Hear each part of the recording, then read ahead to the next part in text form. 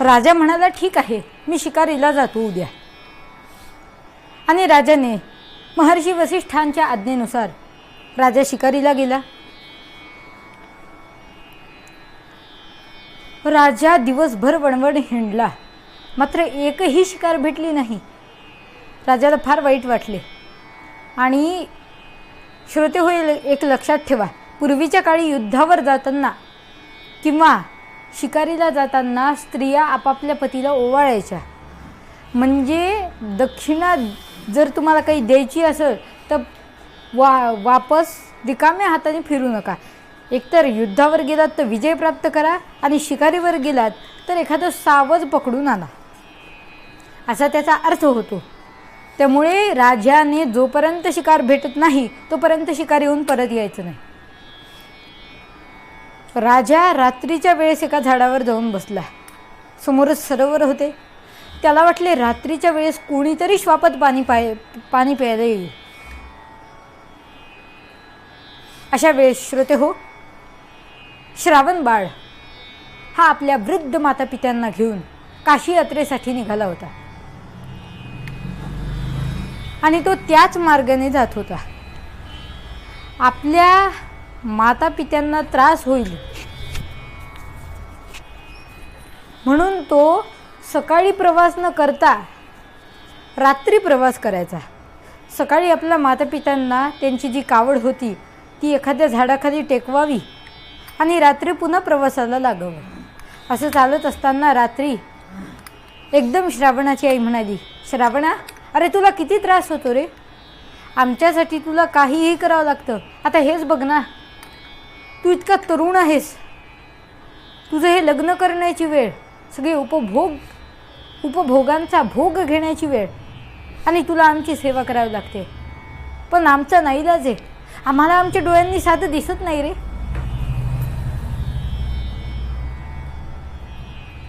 तुला किती कामं करावी लागतात आमची, आम्हाला कुठेही झालं की तुलाच सोबत न्यावं लागतं.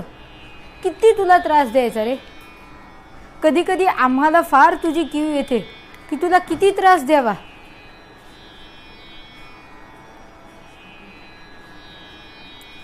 तुला किती त्रास द्यावा.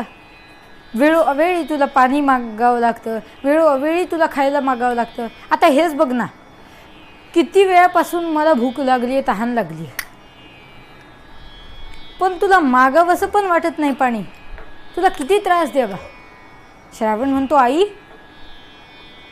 अरे तुम्ही मला जन्म दिलाय, आणि जन्म देण्याचं जर तुमचं ऋण जे माझ्यावर आहे ते जर मी काढलं तर ते मी कितीही जन्मात तुमची सेवा केली तरी परतफेड त्याची होणार नाही.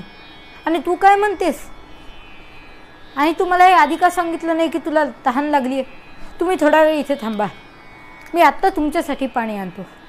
असे म्हणून श्रावणाने कमंडलू घेतला आणि राजा ज्या सरोवराच्या जवळच्या झाडावर बसला होता त्या सरोवराकडे तो आला. जवळूनच गार वारे येते म्हणजे श्रावणाला कळालं इथे नक्की सरोवर असणार. ही पूर्वीच्या काळची परिमाणं होती. तुम्ही एखादा प्रवास करत असाल एखाद्या गाडीमधून तर तुम्ही पहा, एखाद्या ठिकाणी सरोवर असले तर एकदम गार वाऱ्याची झुळूक येते. ही परिमाणं आहेत की जिथे सरोवर असतं तिथून थंड वाऱ्याची झुळूक येते. श्रावण त्या दिशेने निघाला. राजा हा शब्दवेधी होता. शब्दवेधी म्हणजे काय, लक्षवेधी म्हणजे एखाद्या श्वापदाला पाहून, एखाद्या शत्रूला पाहून त्याच्यावर बाण सोडणे. आणि शब्दवेधी म्हणजे फक्त शब्द ऐकून बाण सोडणे.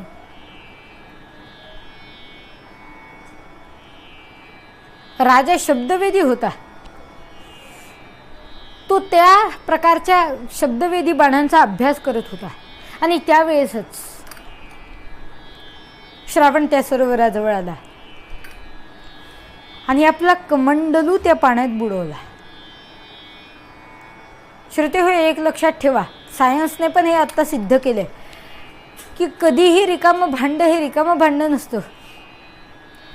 त्यात हवा असते आणि जेव्हा रिकामं भांडं आपण पाण्यात बुडवतो तेव्हा त्या हवेचा आणि पाण्याचा संघर्ष होतो आणि या संघर्षातून जो आवाज होतो त्याला आपण असा बुडबुड बुडबुड आवाज होणे म्हणतात. तसा श्रावणाने एकदम कमंडलू त्या पाण्यात बुडवला आणि एकदम आवाज आला. आर्या होता कमंडलू ध्वनी परिसुनी राजास पक्ष तो बाण सोडी श्रावण हृदयी तात्काळ पाहती निघून जाती प्राण. एकदम आवाज झाला आणि राजा सावध झाला. राजाला वाटले आता कोणीतरी श्वापद इथे पाणी प्यायला आले आणि म्हणून राजाने बरोबर आपले कान आकुंचित केले. कानांचं लक्ष त्या शब्दांकडे नेलं आणि बरोबर बाणाचा नेम धरला आणि तो बाण जे सू सू सू सू करत श्रावणाच्या बरोबर छातीत घुसला आणि एकदम श्रावण आई ग असं जोरात ओरडला आणि खाली कोसळला. राजाला वाटले होते आता वाघाची डरकाळी ऐकू येईल, सिंहाची गर्जना ऐकू येईल, हत्तीचा चित्कार ऐकू येईल. पण एकदम आले ते मानवी शब्द आई. राजा पटकन झाडावरून उतरला. श्रावण म्हणतो अरे कोण आहे तिकडे? असा कोण आहे की ज्याच्या बाणात पण नामस्मरण घडतं? कोण आहे असा? हा सौभाग्य मनुष्य कोण आहे?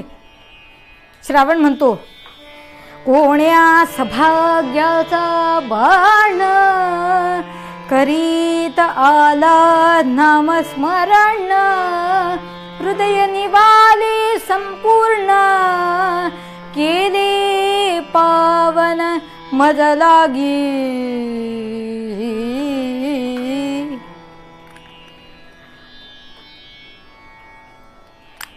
श्रावण म्हणाला कोण आहे की ज्याच्या बाणातून पण मला नामस्मरण घडते?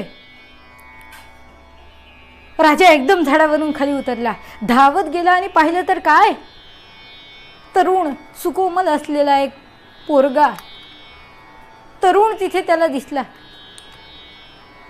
राजा म्हणतो अरे तू मनुष्य होतास ना? तू मनुष्य होतास मग काहीतरी स्तोत्र म्हणत यायचं. तू मनुष्य होतास तर एखादं गाणं तरी म्हणत यायचं. बरं काहीतरी गुणगुणत तरी यायचं, बोलत यायचं. शांत का आलास? मी अयोध्येचा राजा दशरथ. दिवसभर शिकार भेटली नाही म्हणून रात्रीच्या वेळेस झाडावर बसलो. कोणीतरी श्वापद पाणी प्यायला येईल असा विचार केला.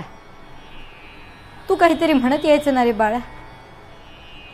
श्रावण म्हणतो राजे काही चिंता करू नका. तुमच्यासारख्या थोर राजाकडून मला मृत्यू आलाय हे माझं सद्भाग्य आहे. पण राजे एकच काम करा, माझे वृद्ध माता पिता जवळच एका झाडाखाली बसले आहेत, त्यांना फक्त हे पाणी नेऊन द्या. आणि राजे माझी तुम्हाला शपथ आहे जोपर्यंत ते पाणी पित नाहीत तोपर्यंत आत्ता घडलेलं काहीही त्यांना सांगायचं नाही. राजाने जड पावलाने राजा तिथून निघाला. तो कमंडलू भरून घेतला. जिथे श्रावणाचे माता पिता बसले होते तिथे गेला.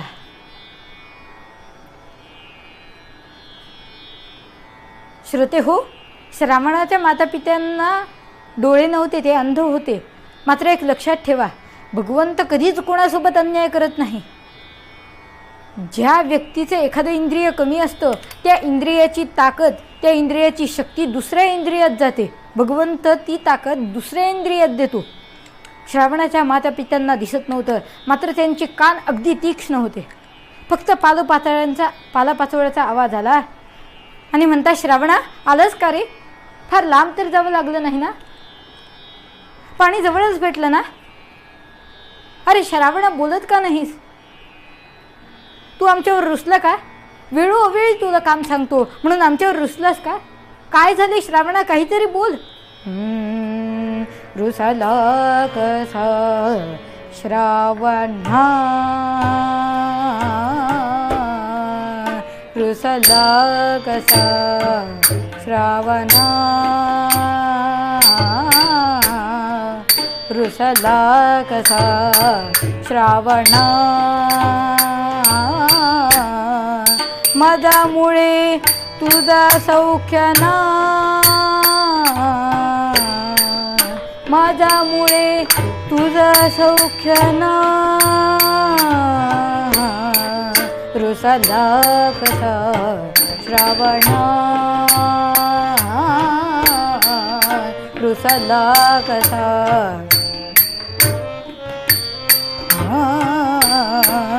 रुसला कसा.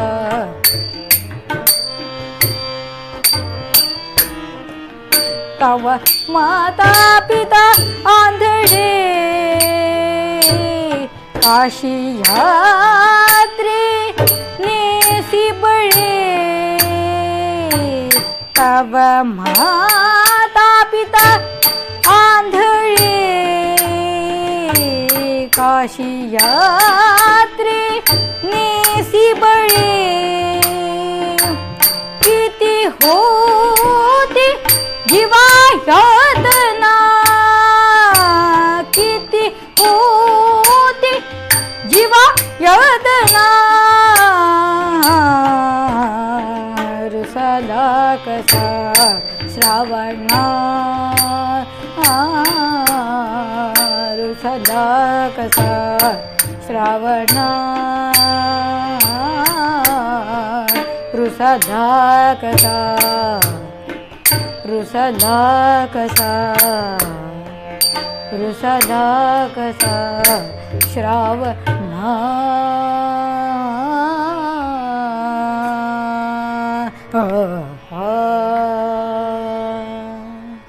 तू आमच्यावर रुसलास का? तुला कधीही आम्ही काम सांगतो, आमच्यामुळे तुला दुःख सोसावं लागतं, यामुळे रुसलास का रे? राजे काहीच बोलत नाही आहेत. फक्त त्यांनी आपल्या हातातला कमंडलू श्रावणाच्या मातेच्या हातावर ठेवला आणि तेवढ्यात श्रावणाच्या मातेने दशरथांचा हात चपापला, चाचपला आणि पाहिलं तर काय, हातात कळं आहे,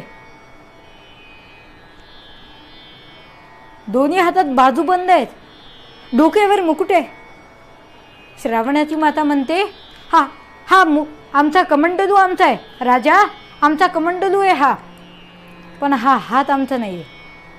हा कमंडलू आमचा आहे मात्र हा हात आमचा नाही. कोण आहे तू? आता मात्र दशरथांचा नाईलाज झाला.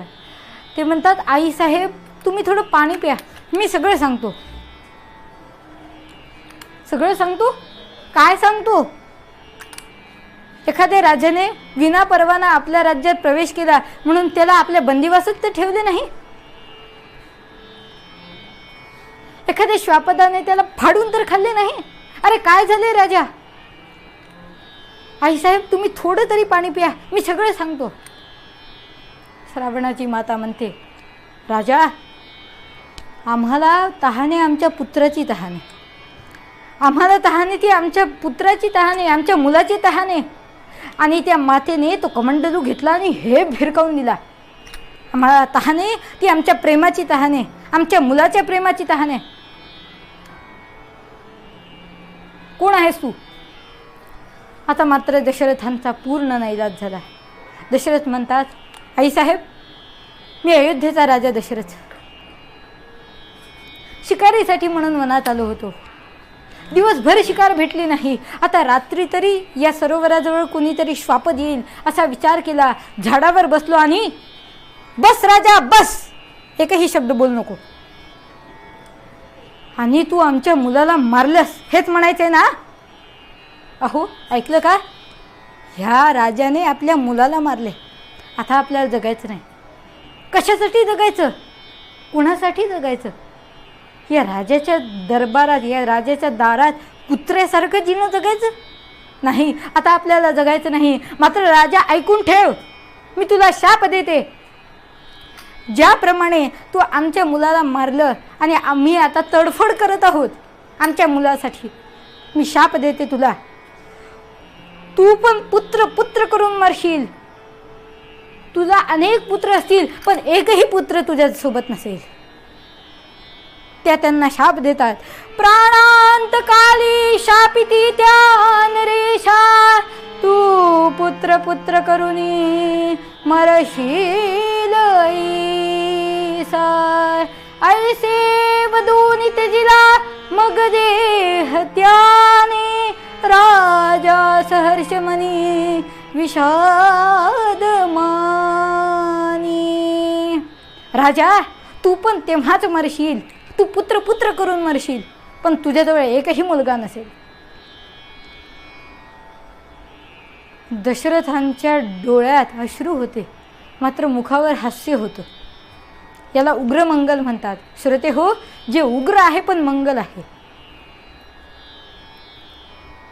दशरथ राजे विचार करतात की मी मरताना माझ्याजवळ एकही मुलगा नसेल, हा शाप, आणि मी मरताना का होईना मला मुलं असतील, हा आशीर्वाद पण ह्या तपस्व्यांनी मला दिला आहे. दशरथ राजे अत्यंत जड हृदयाने त्या तिघांचाही अग्निसंस्कार करतात. राजे पुन्हा परत आले. वसिष्ठांना बोलवा म्हणाले. वसिष्ठ आले. काय राजा, शिकार केलीस ना? राजा दशरथाने सारे काही सांगितले. तो म्हणाला, गुरुदेव, मी म्हणालो होतो ना, ही सूर्यवंशाची स्वप्न आहेत, कधी खोटी होत नाही. राजा, अरे पण एक तर चांगलं घडलं. तुला मरताना तुझ्याजवळ एकही पुत्र नसेल, पण तेव्हा तुला पुत्र एक का होईना पुत्र असेलच ना. हा शापात्मक आशीर्वाद होता. त्यानंतर वसिष्ठ ऋषी म्हणाले, आता आपण पुत्रकामेष्टी यज्ञ करू. पुत्रकामेष्टी याचा सोपा अर्थ सांगतो. पुत्र, काम, इष्टी. पुत्र म्हणजे मुलगा, काम म्हणजे इच्छा, इष्टी म्हणजे त्याची पूर्तता. पुत्राच्या इच्छेची पूर्तता म्हणजे पुत्रकामेष्टी यज्ञ. काय इथं लोक मध्येच इंग्लिश घालतात, कारण त्यांना संस्कृत येत नसते. ते म्हणतात याचा अर्थ बहुधा असा असावा. पुत्र का मिस्टेक म्हणजे राजा, तुझ्या पुत्राच्या कामात काहीतरी मिस्टेक म्हणजे चूक आहे, म्हणून आपण हा यज्ञ करू. आता ह्यांना संस्कृत येत नाही तर इथे इंग्लिश घालायची काय गरज आहे? म्हणून सोपा अर्थ पुत्रकामेष्टीचा सांगितला. पुत्राच्या इच्छेची पूर्तता, पुत्र व्हावा या इच्छेची पूर्तता म्हणजे पुत्रकामेष्टी यज्ञ. दशरथ म्हणाले, ठीक आहे राज, ठीक आहे वसिष्ठ, पण याच्यासाठी पौरोहित्य करायला कोणाला सांगायचं? महर्षी वसिष्ठ म्हणतात, या पृथ्वी तलावर असा योग्य अधिकार असलेला एकच मनुष्य आहे. तो म्हणजे विभांडक ऋषींचा पुत्र ऋष्यशृंग ऋषी. या ऋष्यशृंग ऋषींना स्त्री म्हणजे काय हेच ठाऊक नाही. कारण हे अगदी काही दिवसांचे असताना त्यांची आई मरण पावली. त्यामुळे त्यांनी कधी स्त्रीच पाहिलेली नाही आयुष्यात, असा त्यांचा अधिकार आहे. काय आपण एखाद्या पुस्तकातून बघून मंत्र म्हटला आहे तरी तो काही फारच सिद्धी देईल असं नाही. कारण आपण मंत्र म्हटला म्हणजेच तो जर पूर्ण व्हायचा असेल तर आत्तापर्यंत अशा लाखो लोकांनी मंत्र म्हणून आपल्या सिद्धी प्राप्त केल्या असत्या. त्या मंत्रासाठी आवश्यक ती शक्ती आपल्याकडे लागते. अशी शक्ती फक्त ऋष्यशृंग ऋषींकडे आहे. ज्यांना या मंत्रशक्तीची काही ओढ आहे त्यांनी कल्पतरूंचे फूल हे पुस्तक वाचावे. त्यात याची सविस्तर माहिती आहे. असो, आपण त्याचा आत्ता विचार करणार नाही. ऋष्यशृंग ऋषींना बोलावण्यात आलं. त्यांची फार मोठी कथा आहे, आता आपण पूर्ण पाहणार नाही, कारण आपल्याला रामजन्माचंच कीर्तन पाहायचं आहे.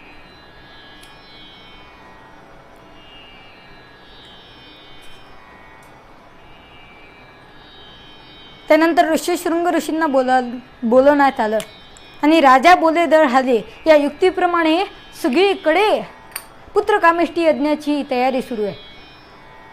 देशोदेशींच्या राजांना आमंत्रणं गेली. अनेक ऋषीमुनी, सगळीकडे यज्ञ सुरू आहे. आणि अशा या यज्ञात पूर्णाहुती देण्यासाठी राजे उठले. इथे अग्नी हा पोस्टमन आहे. अग्नी कशाचं काम करतो तर तो पोस्टमनचं काम करतो. म्हणजे ज्या देवाला जी आहुती दिल्या जाईल ती ताबडतोब त्या देवाकडे, ताबडतोब म्हणतोय बरं, ताबडतोब त्या देवाकडे सुपूर्त करणे हे अग्नीचं काम आहे. आता पोस्ट राहिलीच नाही.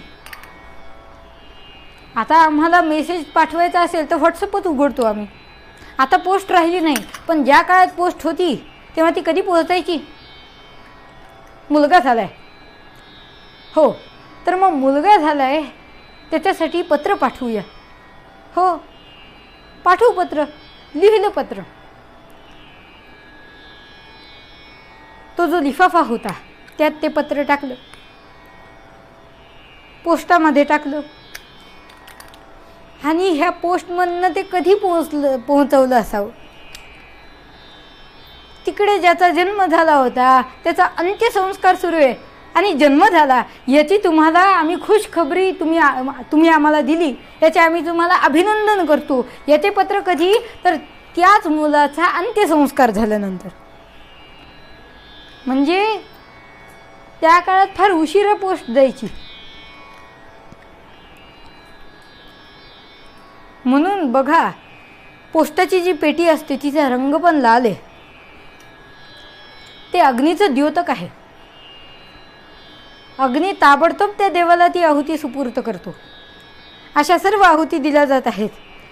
प्रजापतये स्वाहा प्रजापतये नमः, बृहस्पतये स्वाहा बृहस्पतये नमः, सोमाय स्वाहा सोमाय नमः, अग्नये स्वाहा अग्नये नमः. आणि शेवटची आहुती दिल्याबरोबर अग्निनारायण प्रकट झाले. अग्निनारायणांच्या हातात पायसाचा प्रसाद आहे. आणि ते दशरथांना म्हणतात, काय म्हणतात? गीत रामायणात गदिमांनी फार छान वर्णन केले. दशरथा घे हे पायसदान पायसदान, दशरथा घे हे पायसदान पायसदान. तुझ्या यज्ञी मी प्रगट झालो, तुझ्या यज्ञी मी प्रगट झालो, हा माझा सन्मान.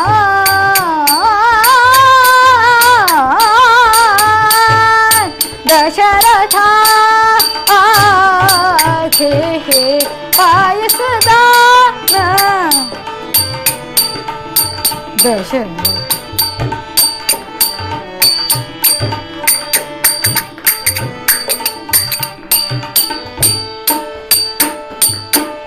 करात घे ही सुवर्ण स्थाली, दे राण्यांना क्षीरातली. करात घे ही सुवर्ण स्थाली,